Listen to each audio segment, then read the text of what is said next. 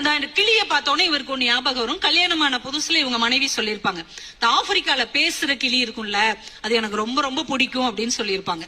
அதை ஞாபகம் வச்சு அதை வாங்கி இவருக்கு அனுப்பி வைப்பார், மனைவிக்கு அனுப்பி வைப்பார். அங்க இருந்தே மனைவிக்கு போய் சேர்ந்துருச்சு. சஸ்பென்ஸா ஊருக்கு வரும்போது எப்படி இருக்குன்னு தெரிஞ்சுக்குவோம் அப்படின்ட்டு லீவு கிடைச்சி வீட்டுக்கு வருவாரு.